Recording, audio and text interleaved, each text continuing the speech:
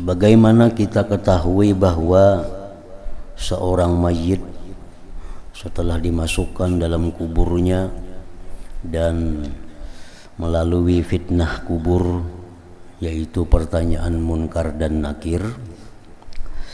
Nah, setelah itu mayit itu diam di kubur sampai hari kiamat, sampai ditiup sangkakala yang kedua. Jadi menunggu selama berabad-abad di dalam kubur. Nah, bagi orang-orang yang baik, maka arwah mereka itu dikumpulkan di Illiyin.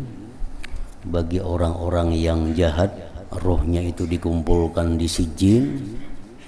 Dan sewaktu-waktu dia datang ke kuburnya untuk melihat keadaan kuburnya.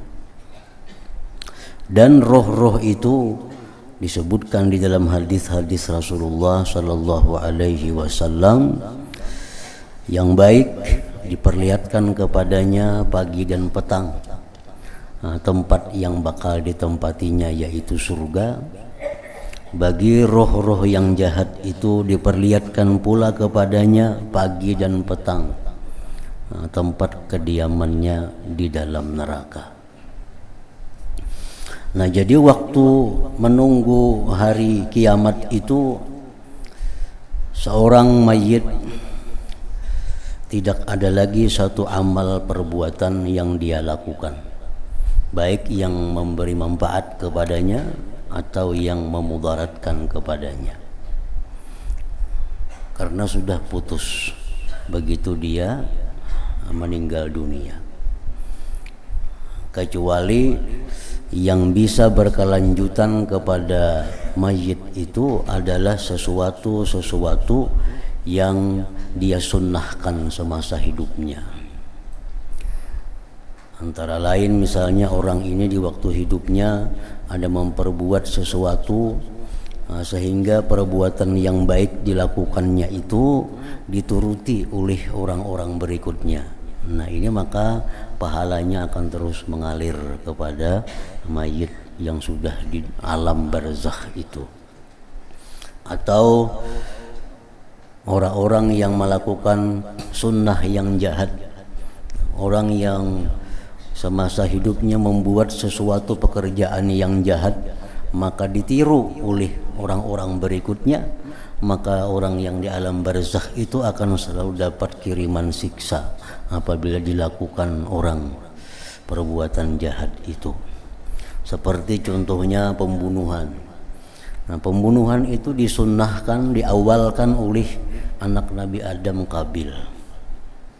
Sehingga setiap ada pembunuhan, maka siksa itu akan datang kepada Qabil, karena Qabil awal-awal orang yang memulai pembunuhan itu.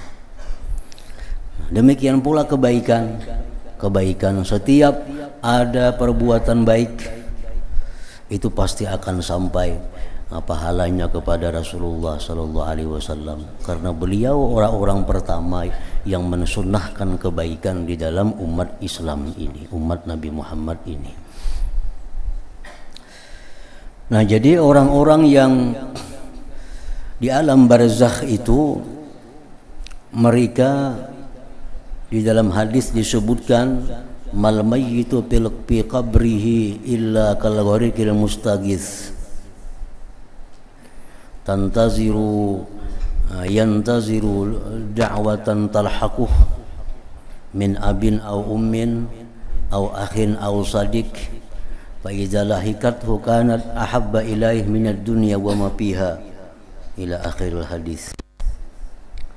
Imam Ghazali dalam kitab Ihya ini memuat hadis yang menyatakan bahwa tidak ada seorang mayit di dalam kuburnya melainkan seperti orang yang tenggelam yang minta tolong,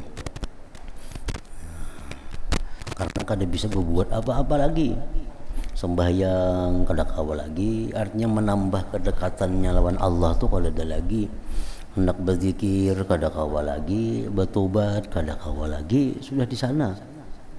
Nah, Lalu orang yang di alam barzakh itu seperti orang yang tenggelam, yang minta pertolongan. Dia menunggu, menanti doa-doa yang datang kepadanya. Sangat menanti, menunggu doa-doa yang hidup ini. Min abin dari abahnya, au ummin atau mamanya, au akhin atau saudaranya, au sadikin atau kawannya.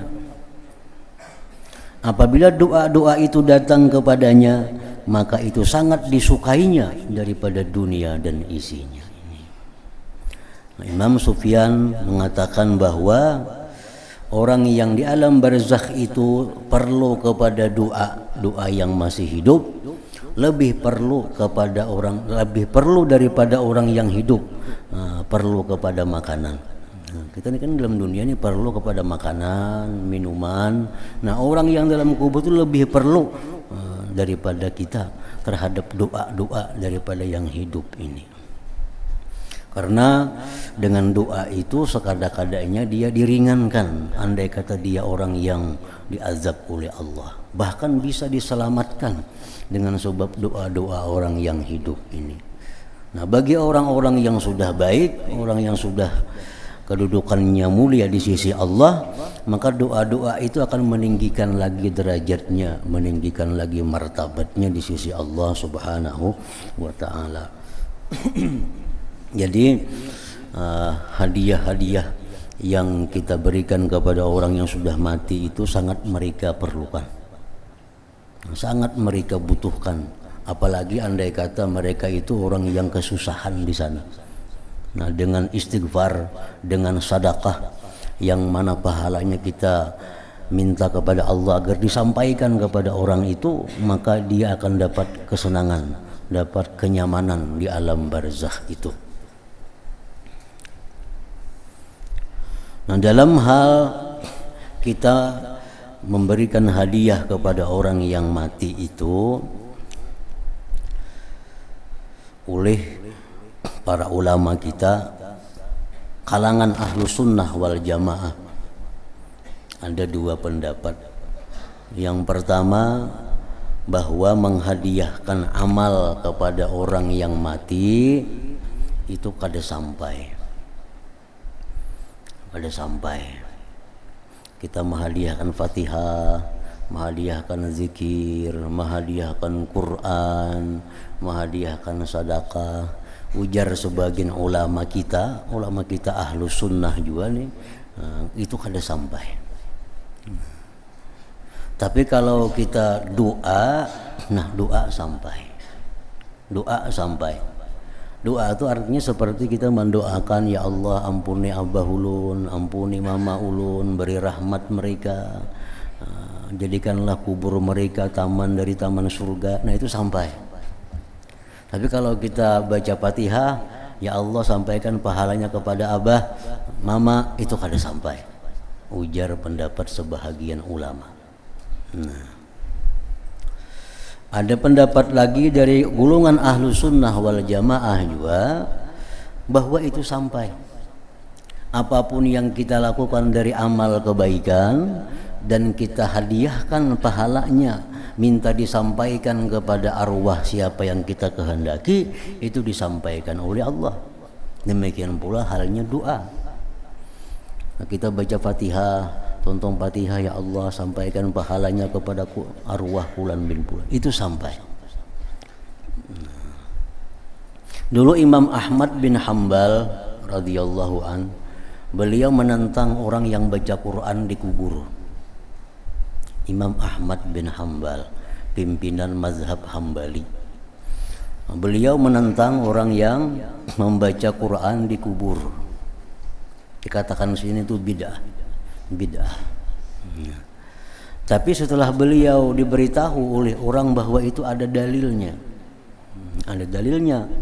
bahwa kita baca Quran di atas kubur itu memberikan manfaat kepada yang dalam kubur. Nah, setelah beliau mengetahui dalilnya, beliau cabut fatwa beliau.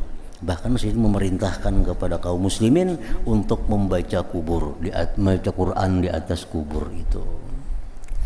Di antara dalil yang jelas bahwa Nabi kita pernah meletakkan satu pelapah kurma yang dibelah dua di atas kubur yang sedang disiksa. Ngajar Nabi, ini pelapah kurma meringankan azab yang dalam kubur ini, karena pelapah kurma yang basah itu bertasbih kepada Allah. Apalagi Quran dibacakan oleh manusia, nah itu lebih bermanfaat. Jadi artinya apa? Bahwa amal kebaikan yang hidup ini bisa sampai kepada yang di alam barzakh sana. Jadi kada jadi persoalan orang yang berpendapat bahwa menghadiahkan amal kada sampai, silahkan aja umpatin itu. Itu ada pendapatnya, ada ulama-ulamanya, dan ahlu sunnah juga. Ada pendapat ulama yang mengatakan bahwa itu sampai, baca Quran hadiahkan pahalanya sampai. Nah ini pun ada dalil, ada ulamanya juga. Cuma mudah-mudahan anak-anak kita umpat nang sampaiin itu. Nah itu kita khawatir anak-anak kita umpat nang kada sampaiin itu. Kayaknya batahlil kada mau, batalkin kada mau, mahaul kada mau, lagi umpat nang kada sampai. Kuitan maka dalam kubur kayak apa kada tahunya. Nah, jadi kita khawatir kita anak-anak kita ini kena sekolah apa umpat mazhab nang itu. Men orang-orang yang sudah mulia ayo aja umpatnya itu kada jadi masalah. Nang kelas-kelas kayak Imam Syafi'i, ayo boleh ya berpendapat bahwa kada sampai nang kubur. Orang yang sudah mulia, orang yang sudah terhormat, sudah punya amal ibadah yang luar biasa. Mungkin nang macam ini umpat nang kada sampai itu kata laluan bener. Dosa banyak, amal ibadah kada tentu diterima. Umpat mazhab nang kada sampai hadiah-hadiah orang hidup ini. Nah, lebih baik kita umpat nang sampai itu, artinya ada harapan dapat rahmat di dalam kubur, kiriman dari abah, mama, dan sanak, kawan, dan lain-lainnya tadi. Nah, jadi berapa lawas masa di alam barzakh itu hanya Allah yang tahu. Pokoknya kita hanya dibangkit oleh Allah kena pada hari tiupan sangkakala yang kedua itu. Bagi orang-orang yang di dalam alam barzakh itu dapat kenikmatan, kuburnya taman dari taman surga, maka ia merasa sangat cepat waktunya datang kiamat itu. Ini nyaman. Kuburnya taman dari taman surga, rohnya berada di Iliyin. Begitu datang hari kiamat, asalakas bananya hari kiamat itu datang. Jadi bagi orang-orang yang tersiksa di alam kubur, rohnya di sijin, itu bagi mereka kalau dibayangkan berapa lawasnya hidup di alam barzakh mengalami yang demikian.